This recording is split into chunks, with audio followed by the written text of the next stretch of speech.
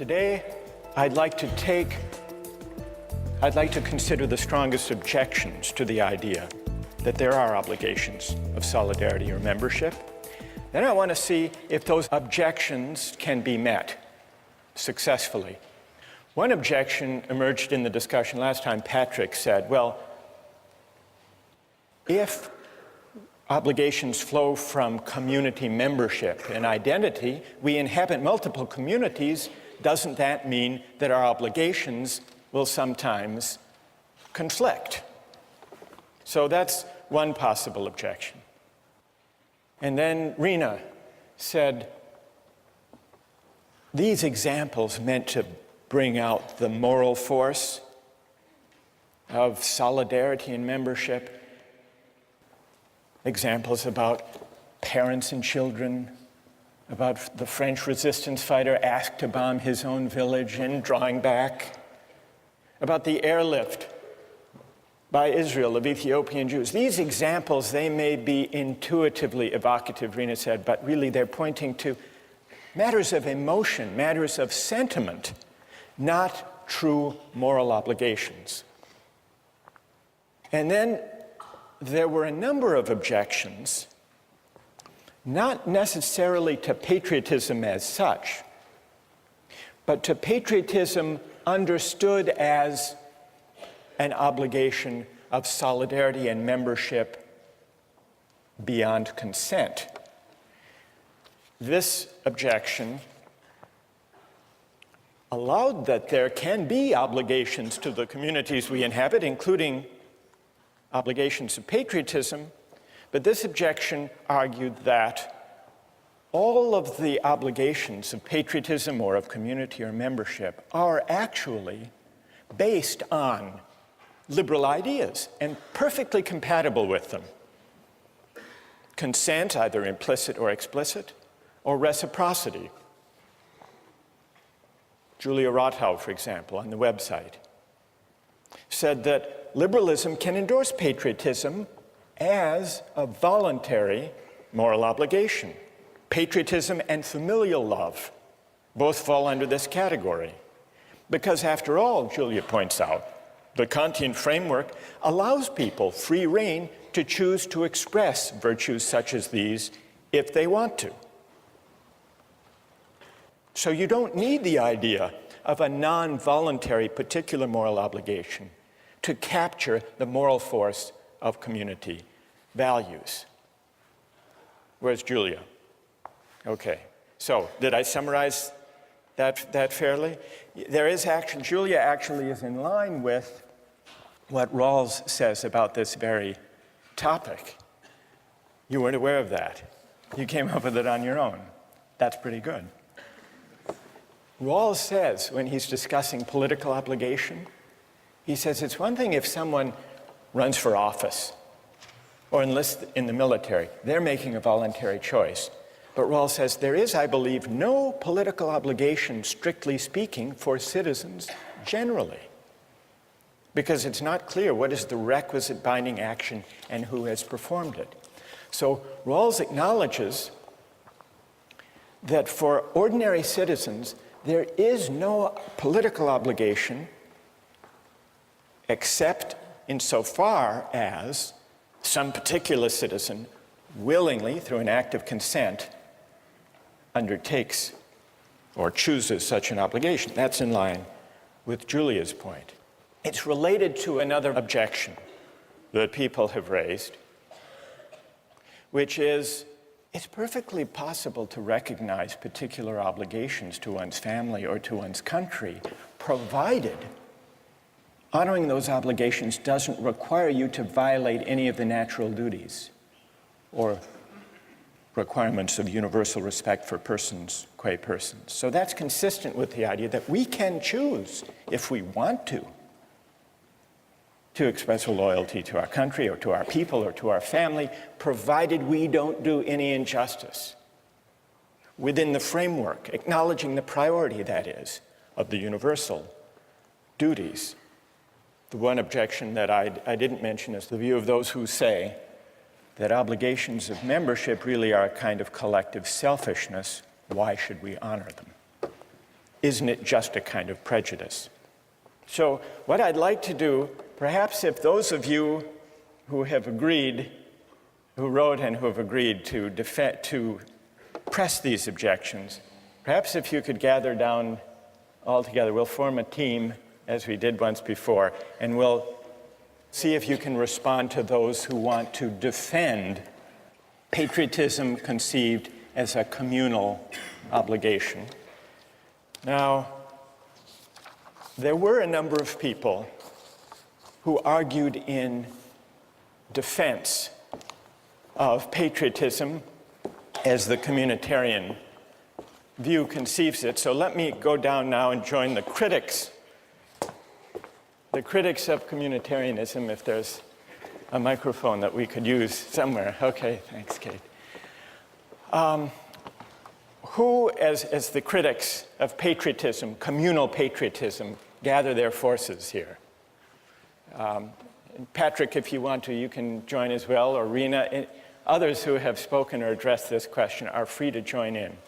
But I would like to hear now from those of you who defend patriotism and defend it as a moral obligation that can't be translated back into purely consent-based terms, can't be translated into liberal terms.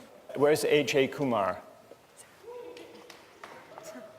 A.J., everybody seems to know you. All right, let's hear from A.J. You said, in the same way I feel I owe more to my family than to the general community, I owe more to my country than to humanity in general. Because my country holds a great stake in my identity, it is not prejudice for me to love my country, unless it is prejudice for me to love my parents more than somebody else's. So, A.J., what would you say to this group? Stand up. I think that there's some fundamental moral obligation that comes from a communitarian responsibility to people and groups that form your identity. I mean, even, like, I'll give the example that, there are a lot of things about our government right now that I'm not in favor of, but part of my identity is that America values a free society where we can object to certain things, and I think that's an expression of patriotism as well. And I go back to the parent example, or even at Harvard, I think, I owe more to my roommates because they make up my identity than I do to the Harvard community as a whole. And I think that applies to our country because there are certain things that growing up here, yes, we can't choose it, we can't choose our parents, things like that, but it makes up part of our identity. Okay, who would like to take that on? Ike? Yeah, about the obligation to others simply by virtue of being in being influenced by them. I'm a German citizen, and if I had been born 80 years earlier, then I would have been a citizen of Nazi Germany. And for some reason, I just don't think that I would have to feel obligated towards Germany because I had benefited from actions of Nazis. I mean, I guess my response to that would be you have hundreds of thousands of protesters in the United States right now who hold up signs that say peace is patriotic. And I'm sure there are people in this room who don't agree with that. I personally do. And I would say that they're strongly objecting to basically everything the Bush administration is doing right now, but they still consider themselves loving their country because they're furthering the cause of what they see as best for the country. And I tend to agree with that as a patriotic movement. Well, but how's that then? How do you still favor your country? How's that still patriotic? I mean, isn't that more a sentimental attachment? Where's the obligation there? Yeah, not to bring this back to John Locke, but I'd like to bring this back to John Locke. So, I mean, in his conception of when people join society, there's still some outlet. Like if you're not satisfied with your society, you do have a means of exit. Even though we had a lot of concerns about how you're born in and it's not very feasible, he still provides that option. If we want to say that your obligation to society is a moral one, that means that prior to knowing exactly what that society is going to be like or what your position is going to be in that society, that means that you have a binding obligation to like a completely unknown body that could be, completely foreign to all of your personal beliefs or, what you would hold to be Do you correct. think that kind of communal obligation or patriotism means writing the community a blank moral check? Basically, yeah. Like I think that we can, I think it's reasonable to say that as you grow and as you develop within that community, that you acquire some type of obligation based on reciprocity. But to say that you have a moral obligation, I think, requires a stronger justification. Good. Who else? Anyone else like to address that? I guess we could say that you could argue that you're morally obliged to society by the fact that there is this reciprocity. I think it's the idea that we participate in society, we pay our taxes, we vote. This is why we could say that we owe something to society. But beyond that, I don't think there's anything inherent in the fact that we are members of the society itself that we owe it anything. I think it's insofar as the society gives us something, gives us protection, safety, security, then we owe the society something, but nothing beyond what we give the society. Who wants to take that on? Rahul? I don't think we give the community a blank moral check in that sense. I think we only give it a blank moral check when we abdicate our sense of civic responsibility and when we say that the debate doesn't matter because patriotism is a vice. I think that patriotism is important because it gives us a sense of community, a sense of common civic virtue that we can engage in the issues. Even if you don't agree with the way the government is acting, you can still love your country and hate the way it's acting. And I think because out of that love of country, you can debate with other people and have respect for their views, but still engage in the debate. If you just say that, patriotism is a vice, you drop out of that debate and you cede the ground to people who are more fundamentalist, who have a stronger view, and who may coerce the community. Instead, we should engage the other members of the community on that same moral ground. Well, now what we hear from AJ and Rahul is a very pluralistic, argumentative, critically minded patriotism, whereas what we hear from Ike and the critics of patriotism here is the worry that to take patriotic obligation in a communal way, seriously, involves a kind of loyalty that doesn't let us just pick and choose among the beliefs or actions or practices of our country. What's left of loyalty if all we're talking about,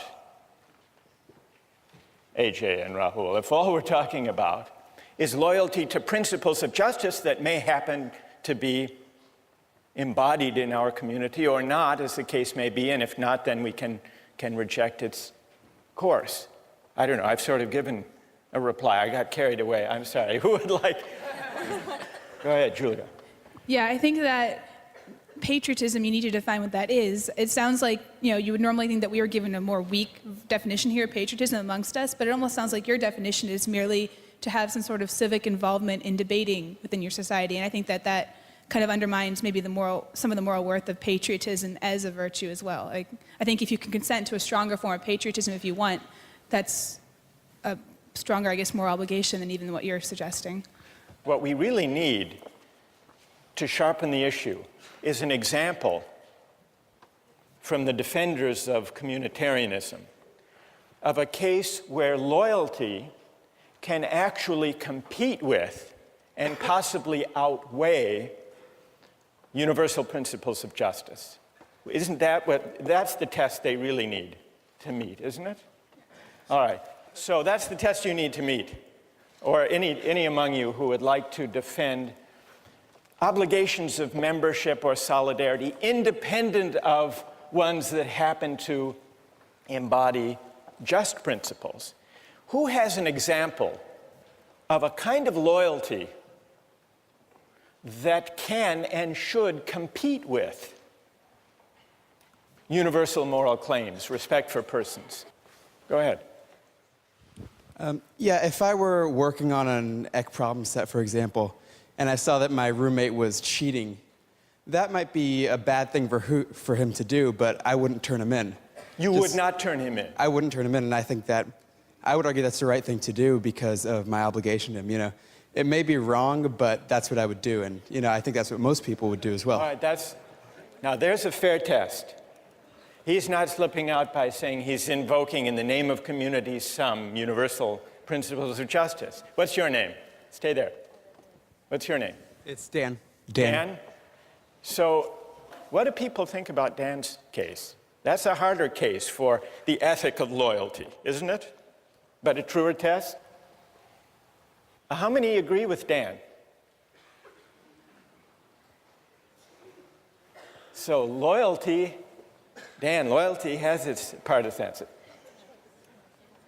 How many disagree with Dan?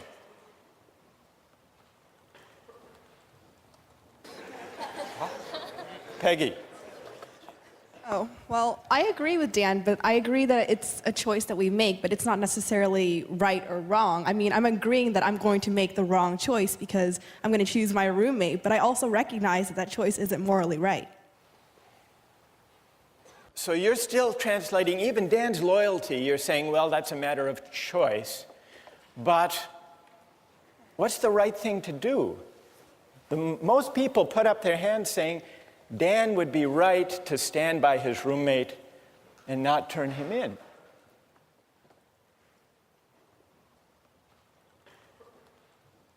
Yes, go ahead. Also, I think as a roommate, you have insider information, and that might not be something you want to use. That might be something unfair to hold against. You know, you're spending that much time with a roommate. Obviously, you're going to learn things about him, and I don't think it's fair to reveal that to a greater community. But it's loyalty, Wojtek. You agree with Dan that Yes, loyalty is the ethic at stake here. Absolutely. You don't have a duty to tell the truth, to report someone who cheated? Not if you've been advantaged into getting that kind of information. Before our critics of patriotism leave, I want to give you another version, a more public example of what I guess we should call it Dan's dilemma. Dan's dilemma of loyalty. And I want to get the reaction of people to this. This came up a few years ago in Massachusetts. Does anyone know who this man is? Billy Bulger, that's right. Who is Billy Bulger? He was president of the Massachusetts State Senate for many years, one of the most powerful politicians in Massachusetts. And then he became president of the University of Massachusetts. Now, Billy Bulger, did you hear the story about him that bears on Dan's dilemma? Billy Bulger has a brother named Whitey Bulger. And this is Whitey Bulger.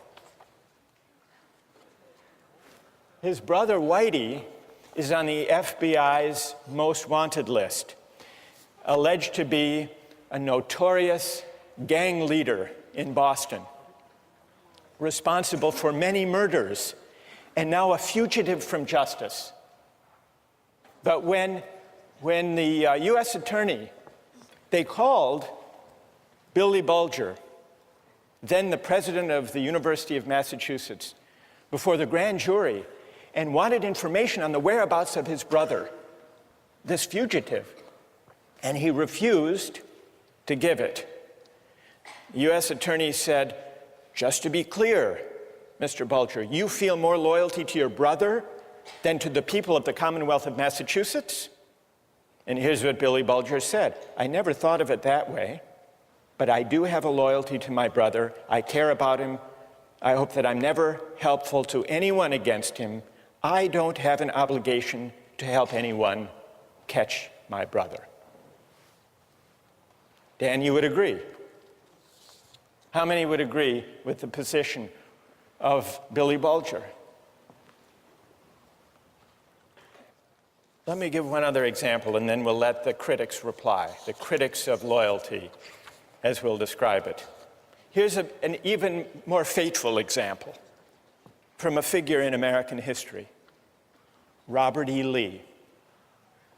Now, Robert E. Lee, on the eve of the Civil War, was an officer of the Union Army. He opposed secession, in fact, regarded it as treason. When war loomed, Lincoln offered Lee to be the commanding general of the Union Army. And Lee refused. And he described in a letter to his sons why he refused. With all my devotion to the Union, he wrote, I have not been able to make up my mind to raise my hand against my relatives, my children, my home. By which he meant Virginia. The Union is dissolved. I shall return to my native state and share the miseries of my people, save in her defense, I will draw my sword no more. Now here's a real test, Dan, for your principle of loyalty. Because here is the cause of the war against, not only to save the Union, but against slavery. And Lee is going to fight for Virginia, even though he doesn't share the desire of the southern states to secede. Now, the communitarian would say there is something admirable in that. Whether or not the decision was ultimately right, there's something admirable. And the communitarian would say, we can't even make sense. Rena, we can't make sense of Lee's dilemma as a moral dilemma unless we acknowledge that the claim of loyalty arising from his sense of narrative of who he is a moral, not just sentimental, emotional tug. All right, who would like to respond to Dan's loyalty, to Billy Bulger's loyalty, or to Robert E. Lee's loyalty to Virginia? What do you say, Julia?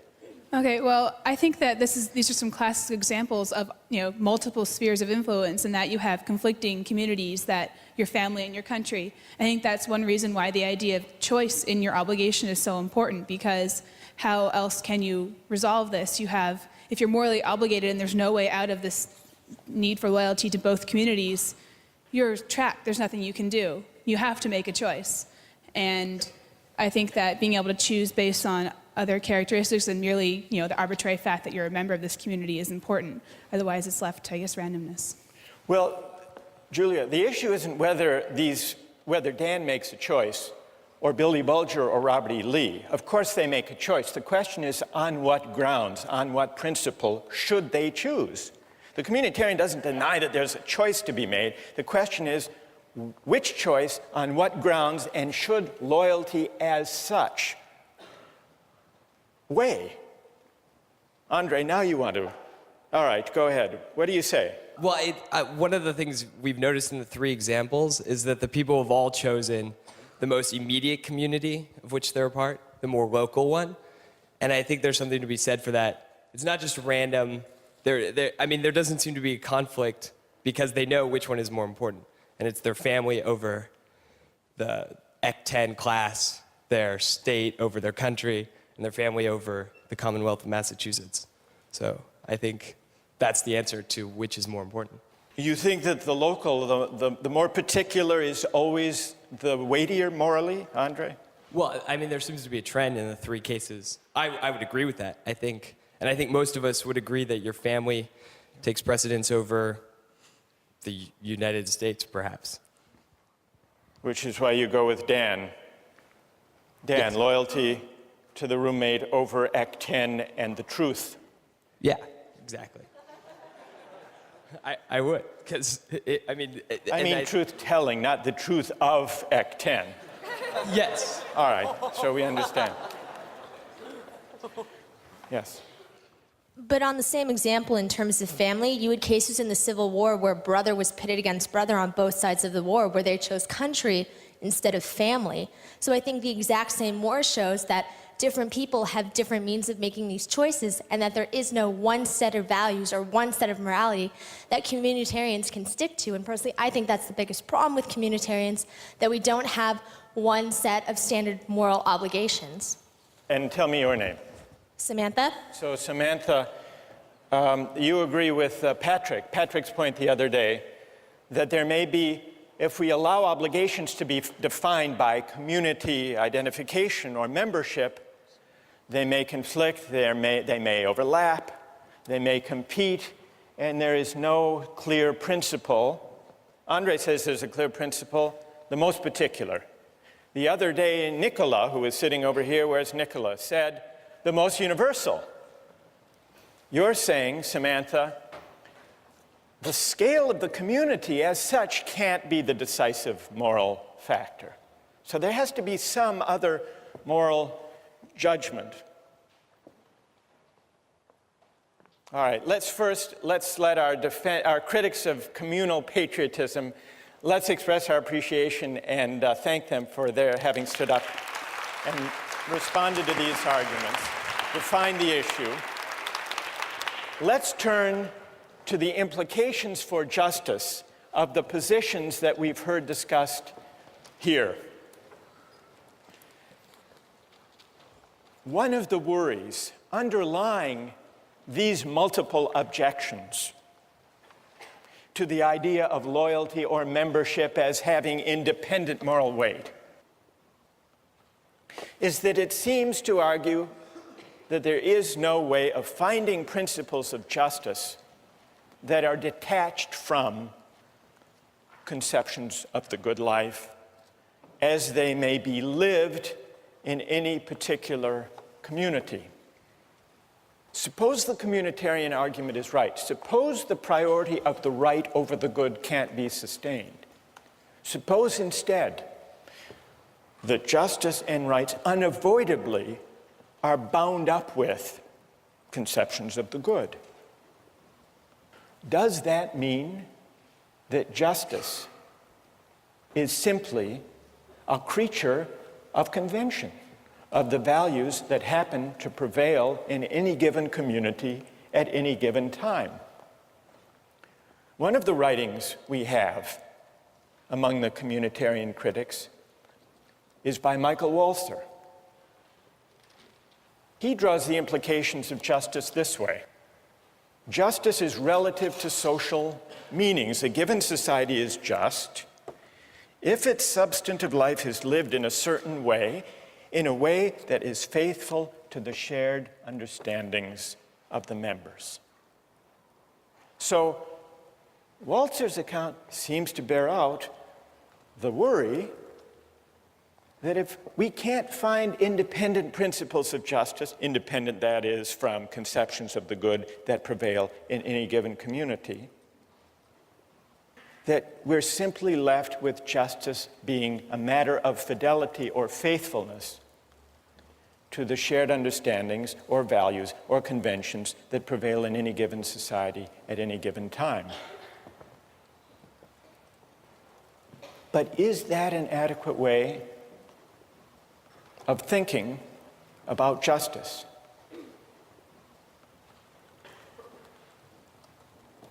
Well, let's take a look at a short clip from the documentary Eyes on the Prize. It goes back in the 1950s in the South. Here are some situated American Southerners who believe in the tradition, in the shared understandings of segregation. Listen to the arguments they make about loyalty and tradition, and see if they don't make you uneasy about tying arguments about justice to the shared understandings or traditions that prevail in any given society at the moment. Let's run the clip. This land is composed of two different cultures, a white culture and a colored culture, and I've lived close to them all my life.